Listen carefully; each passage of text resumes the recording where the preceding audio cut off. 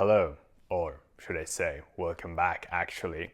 This is another episode of the podcast. The podcast is designed for you to speak fearlessly, work globally, and live without limits.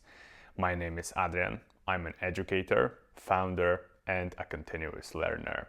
And today I want to talk to you about something that I think is really underappreciated and under-discussed when it comes to achieving your goals.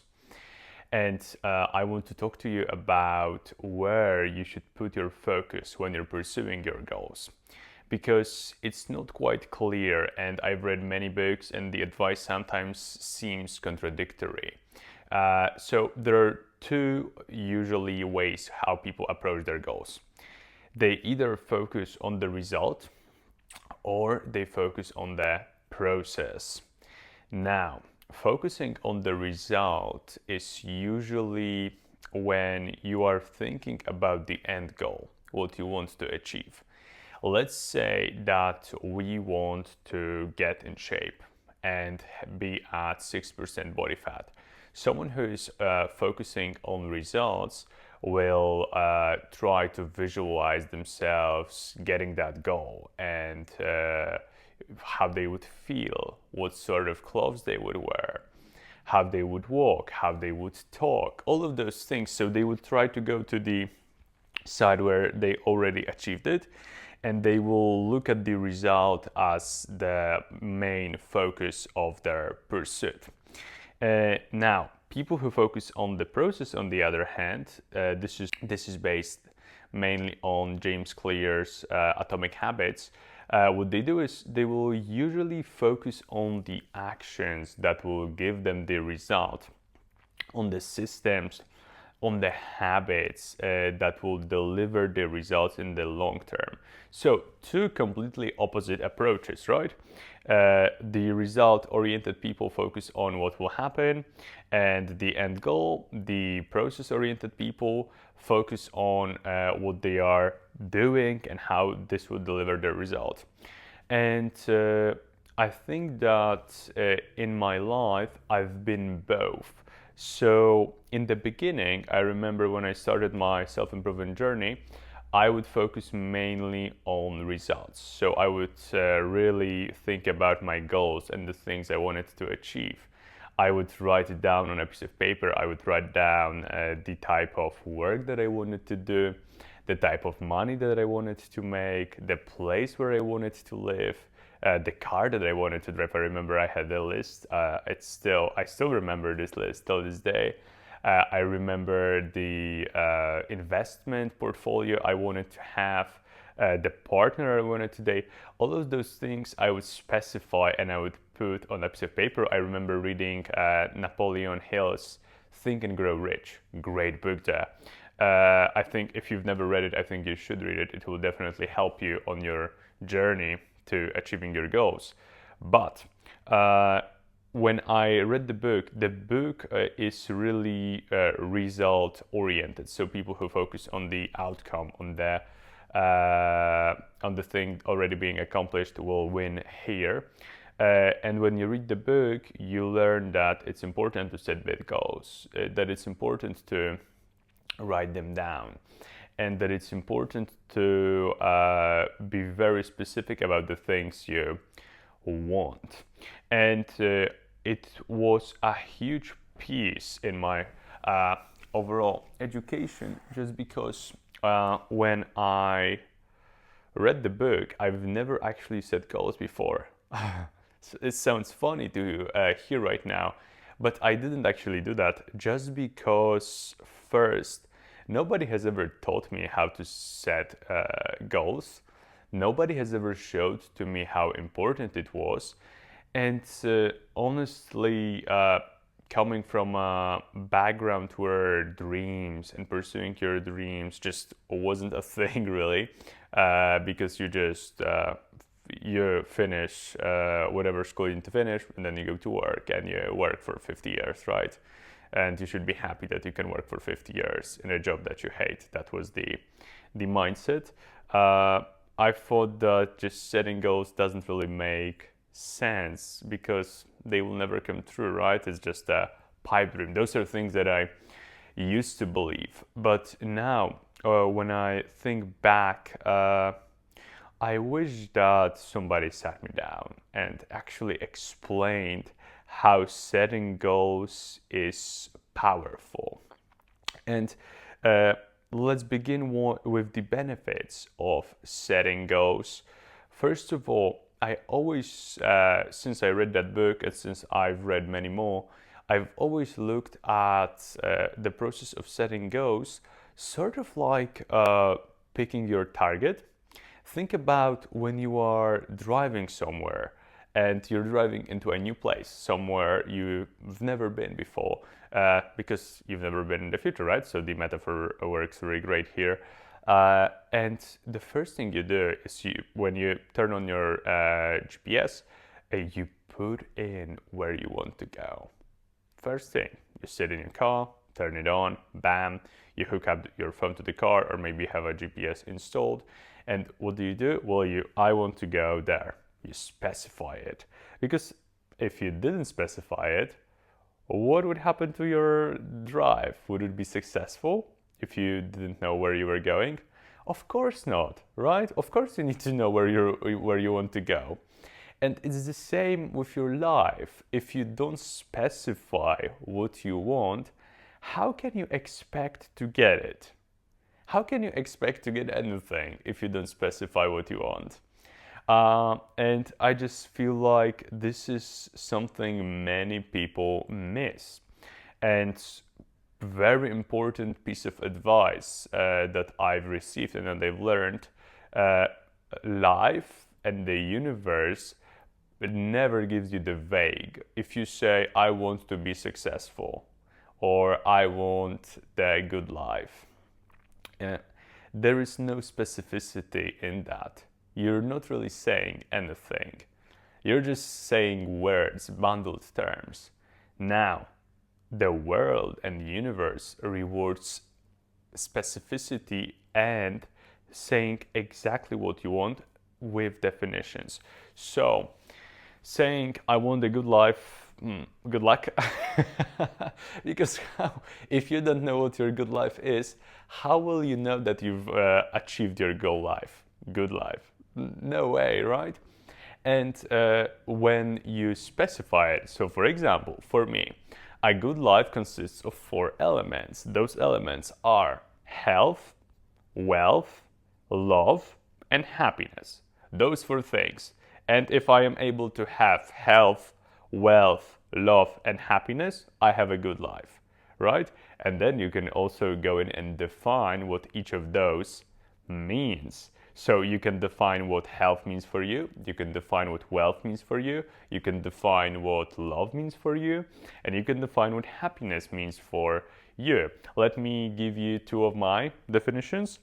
Wealth is when you go to a restaurant and you don't look at the prices. You can buy whatever you want and you don't care. It's wealth.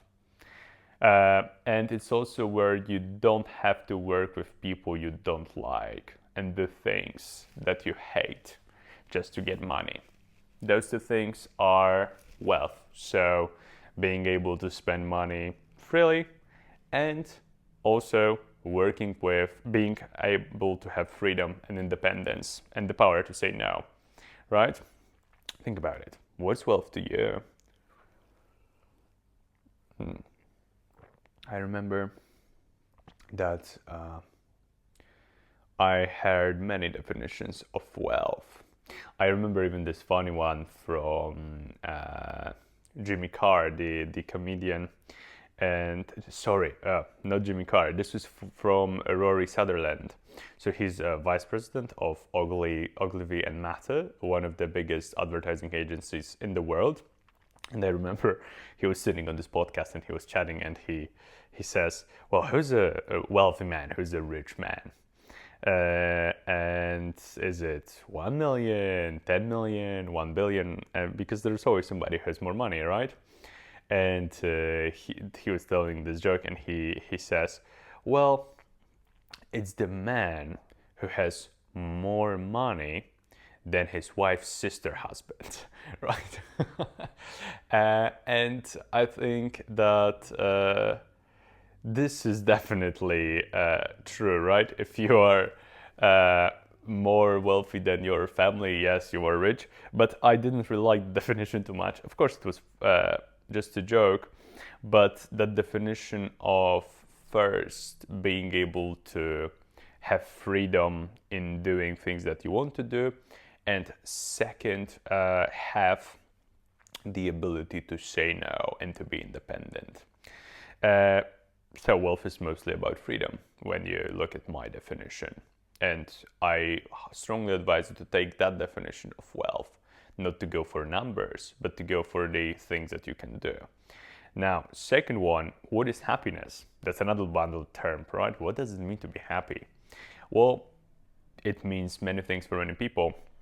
The best definition I've found for me is happiness is when you don't feel like something is missing. When you are happy with what you have right now and you are not wishing for anything to be different. This is happiness. This is from Naval Ravikant also. And when I heard, I'm like, oh yes, this is the definition that I want to have because happiness just sort of comes and goes, right? And it's very easy to confuse it with excitement because being excited gives you the same feelings as being happy very often. And there is also an element of pleasure, like what is the relationship of pleasure to happiness. So I just decided to divorce that a little bit. And my happiness is when I am not wishing for anything to be different. That's it. Right? And so when you define your good life, you know where you're going and you are doing what is necessary for you to get there. So setting goals is hugely important. Knowing when you're going, having goals with deadlines. This is going to happen on this day, right? At this month, at this time. Deadlines move you. You will, when you have a deadline, all of a sudden you will start taking actions that you wouldn't have taken if you didn't have it. So deadlines are huge, actually. And this is the result side of debate. Now, the second part of the debate is people who say, well, your goals aren't that important and you should focus on the process, on the things that get you there and when the goal happens automatically. And I remember reading Atomic Habits by James Clear. This was it's you don't raise to the level of your expectations, you fall to the level of your systems.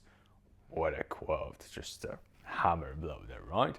But I remember when I read that book, and I remember that I got obsessed with habits, with developing all sorts of routines and habits just to get what I wanted from life. And James gives a really nice argument that if you do the actions that will get you the goal, but you don't set the goal, but you still do the actions that would get you the goal, you would get the goal, right?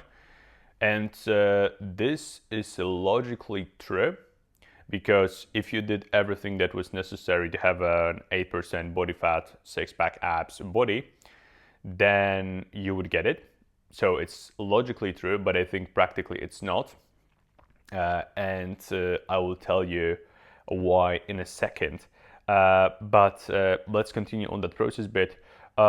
It's about focusing on creating systems that give you the goals automatically.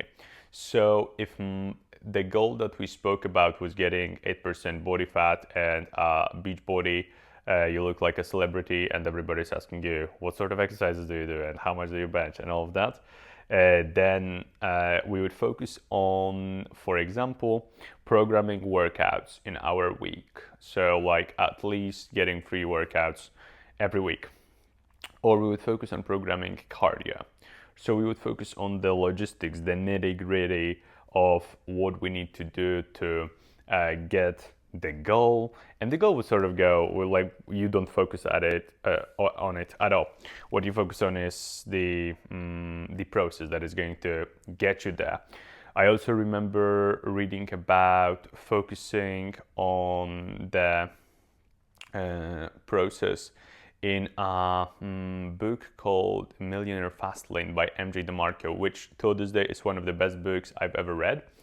And he talks about a certain phenomenon. So the reason most people fail is because they look at the result. So think about you see the guy on the beach with the six-pack, with the body that you feel like is attractive, or the girl with a nice hourglass shape, and you're like, oh my god, she looks so great, right?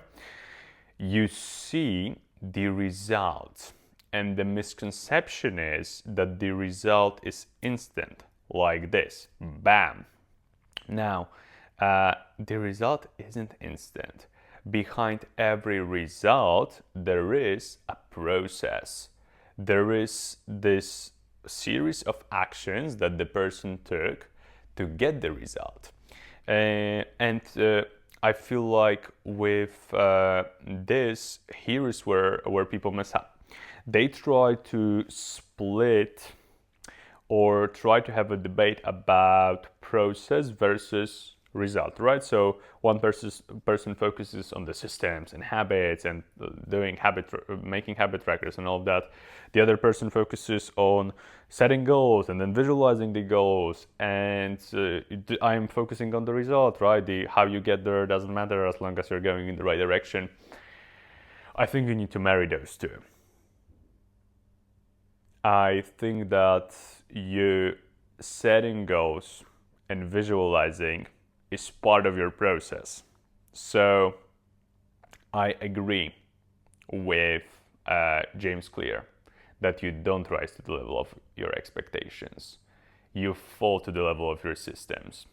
And that your process is more important because it's actually doing the things that get you to your goal. But setting your goal and visualizing your goal and thinking about how you will feel when you achieve it, it's part of your process. It's actually maybe the most important part of your process. So these are not separate things, and don't try to separate them. And you will read books and they will speak about, first book will talk about setting goals and the importance of setting goals. And the next book will talk about the importance of habits and routines and process. It's both. It's not one or the other. You need to marry them. You need to set ambitious goals that spark something within your soul, that give you this fire to pursue them. And then you need to implement them into your life by designing systems and processes that are going to get you there. So you are not trying to be only result-oriented or only process-oriented, but you are both. If you had to choose one, then of course process wins. But remember, setting goals is part of your process. Don't ever forget that. So you need to set a goal. You need to know where you are going. You need to know why it's important for you to get there. And you need to know your why, right? Because the why is going to get you motivated enough to follow through with the process. That's why it is part of the process. It's not separate.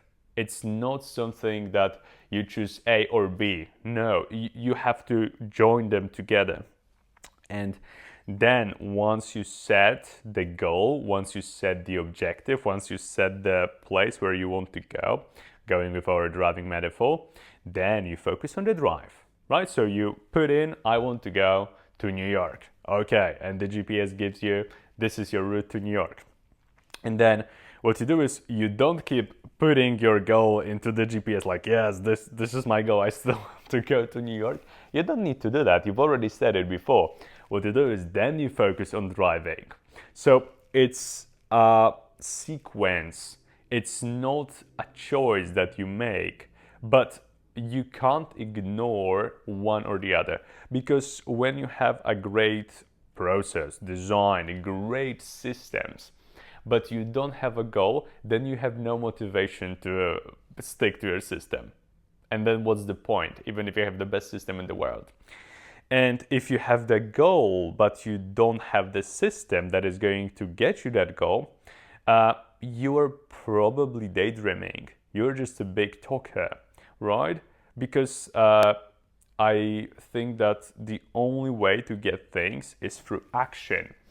But I don't know why people try to divorce and like separate the idea of setting goals and visualizing your goals and then doing things to attain them.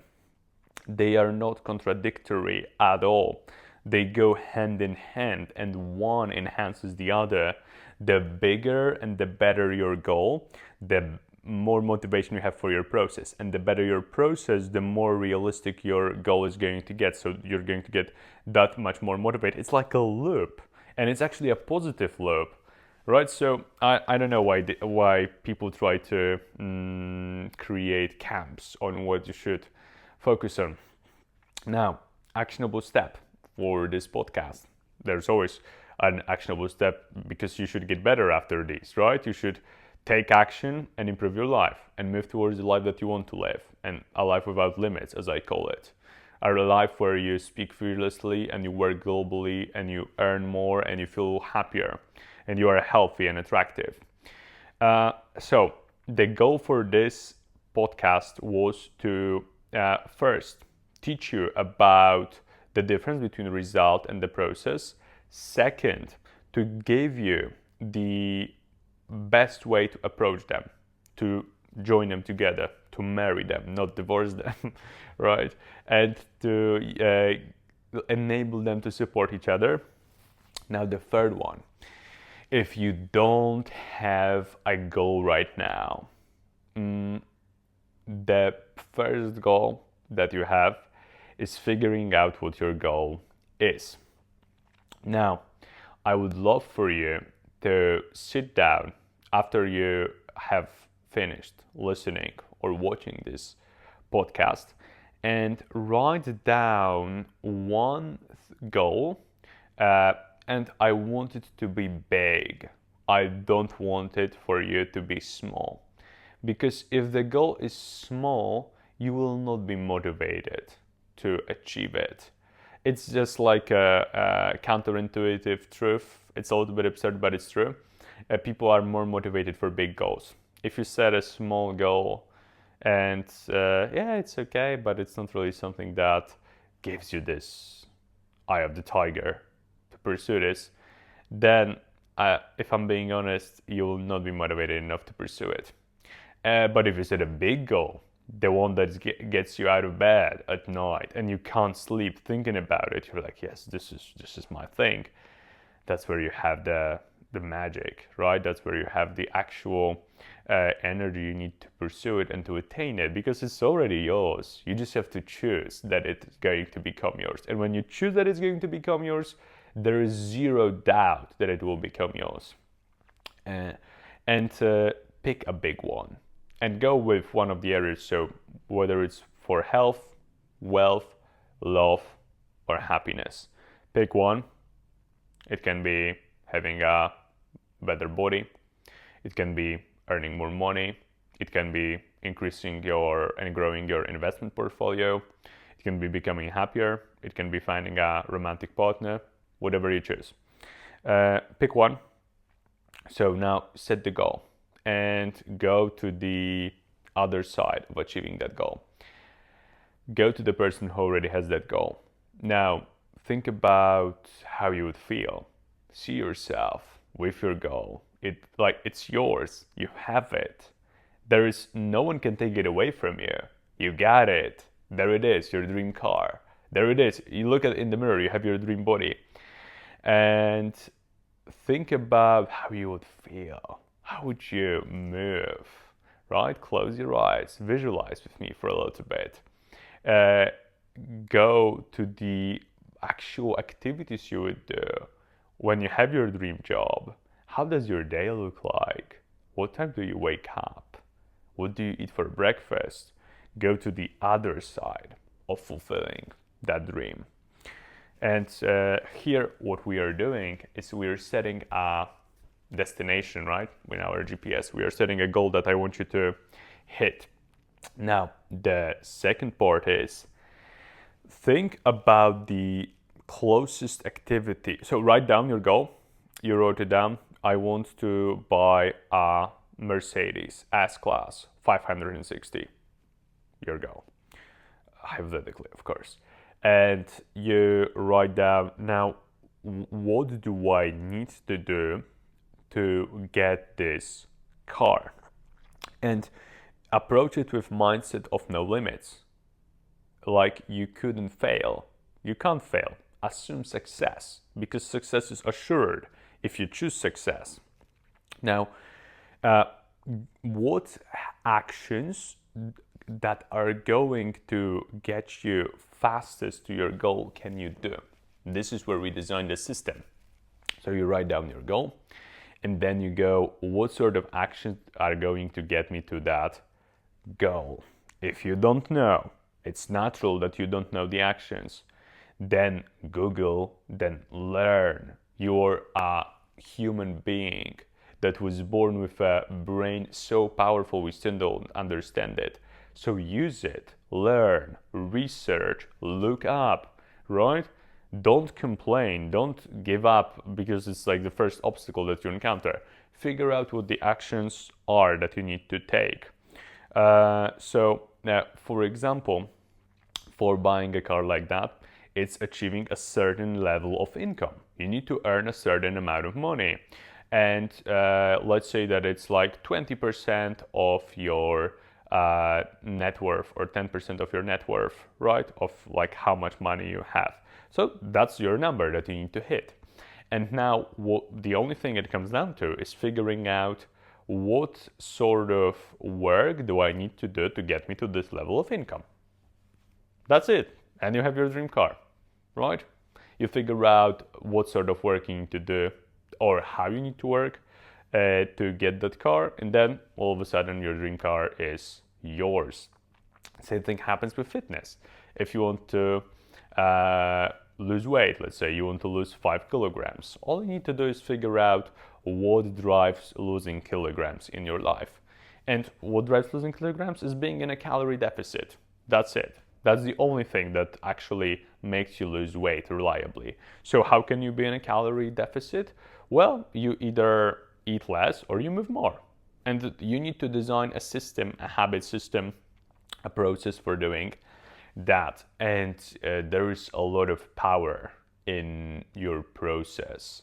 I think that focusing on the process is underrated by many people. The results and goals are important, but when you put your attention to your craft, to becoming better in what you do, the results that you will get are unbelievable. You cannot imagine how much your life will change once you start taking your process seriously, because you are in your process right now. This is your process of attaining your dream life. Listening to this podcast is a part of the process of attaining your dream life, right? Learning the lessons that I'm teaching you right now is part of you attaining your dream life. So, set a goal, then visualize yourself already having the goal, feeling that, right? How would you feel? What would you do? Then discover the actions or the requirements for that goal. Because when you don't know the requirements, how can you attain it? So what are the requirements? What actions that are going to take you there? And then implement them into your reality. And that's how you're stepping forward. That's how you are actively building your dream life. Not just talking about it. Not just saying your goals to other people. And I hate it, by the way, when people talk about achieving their goals and they are not doing anything for them. It's different when you need help from somebody. I mentioned this in one of my private community meetings, and one of the members said that, what if you need help from somebody? That's totally different. But like just telling more people your goals than actually taking action is just, what are you doing? Don't do it. So, to close the show, thank you so much for listening to this. I hope that this was helpful for you and that you will take the actionable step that I described to you. And if you want to get more stuff from me, subscribe to my YouTube channel, rate my podcast on Spotify, 5 stars, no other options. And if you want to get my list of top 50 books that changed my life, that built my English, that built the person that I am today.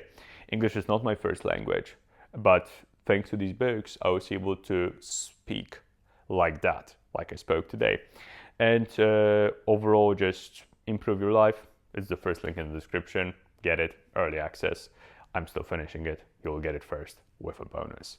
Thank you so much. See you in the next one.